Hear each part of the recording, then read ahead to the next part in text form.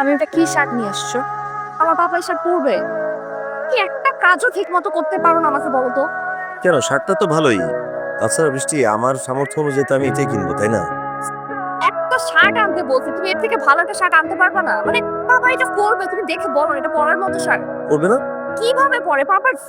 জানো না আমি কি আর বলবো তোমাকে, তুমি কি বাবা। শামীম, জি। কি খবর তোমার? বাবা, আপনার দোয়ায় আমরা ভালোই আছি, আলহামদুলিল্লাহ।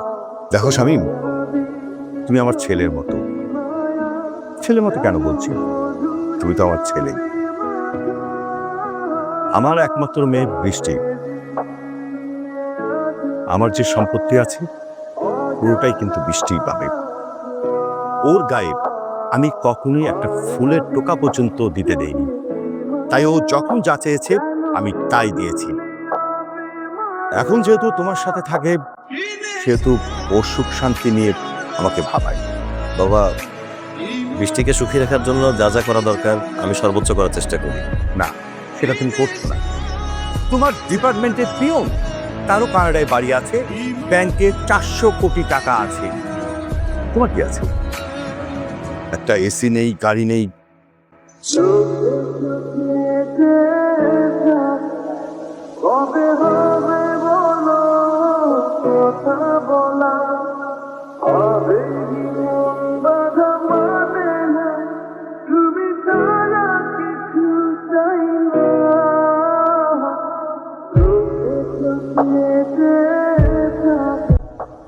বৃষ্টি না?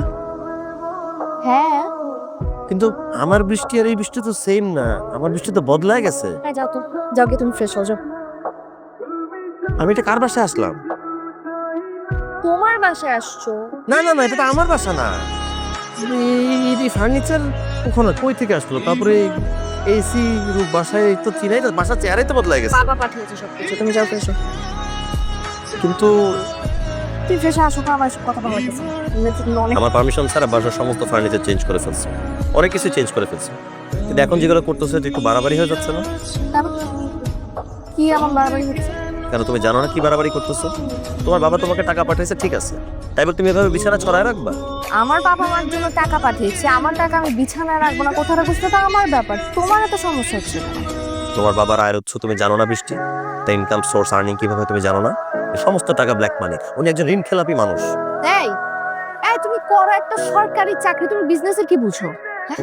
আমার বাবা হাজার হাজার কোটি টাকা ব্যাংক থেকে ঋণ নিচ্ছে, ওগুলো কিভাবে নিচ্ছে? উনি যদি ঋণ খেলাপি হতো তাহলে কি ব্যাংক তাকে এত টাকা ঋণ দিত?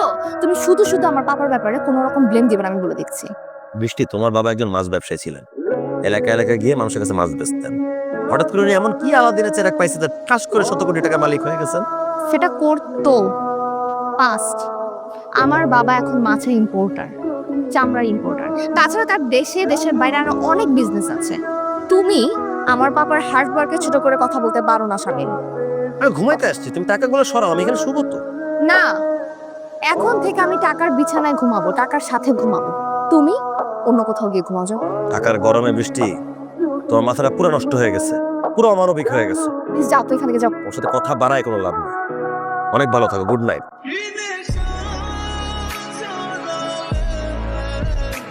কি রে, আলাদিনের চেহারা ফেলি নাকি? হ্যাঁ, আলাদিনের চেরাগি পেয়েছি। দাঁড়া, তোকে একটা জিনিস দেখানোর আছে। ওয়েট, তোকে কিছু একটা দেখানো আছে।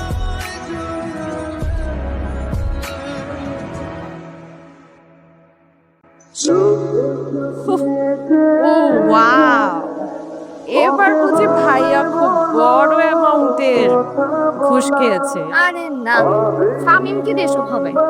পাপা দিয়েছে। আর দোস্ত কত বেশি হতো না, জাস্ট 100 crore। ভাই, কি হয়েছে ভাই? ব্যথা পেয়েছেন? আসুন, উঠুন।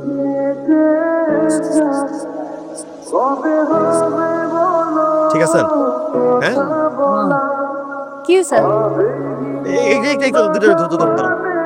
ব্যথা পেয়েছে। তাই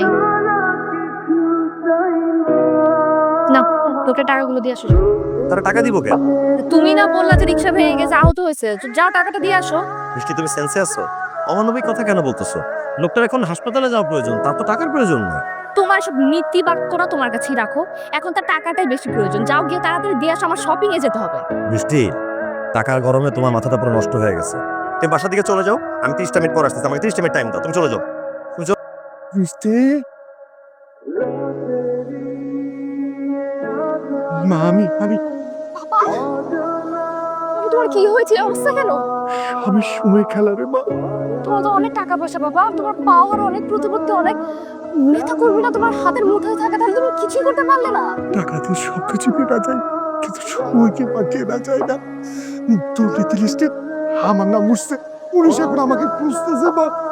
কোন মতে যদি বর্ডারটা পার হতে পারি, পাইছে যাবো। দাদু, আতার ধরে আমি লঞ্চ দিয়ে পৌঁছে যাইবি। বাজান, তুমি ঠিক ছিল, আমি ভুল ছিলাম। স্যার, আপনি তবে কষ্টটা কোথায় জানেন? আপনি সবই বুঝছেন, কিন্তু সময়টা এখন না। ঠিক বলছো। হয়েছে বাবা, তোমরা ভালো থাকো। বাড়িতে ঠিক মতন বর্ডারটা পার হইতে পারি, আমি তোর ফোন দিয়ে আমি যাই। ভালো, এই চল চল চল চল। এই শত হাজার লক্ষ কোটি টাকা মানুষের কি কাজে আসে? যে টাকা আমি ভোগই করতে পারলাম না, সেই টাকা দিয়ে আমার হবেটা কি? এই যেমন ধরো তোমার পাপা, তার শত হাজার লক্ষ কোটি টাকা, কিন্তু উনি তো ভোগ করতে পারলো না। এই দুঃসময়ে ফকির বেশে শূন্য হাতে তাকে পালাইতে হইতেছে। মান সম্মানটাও চলে গেছে। শত হাজার লক্ষ কোটি টাকার মালিক হয়ে লাভটা কি যদি মান সম্মান না থাকে?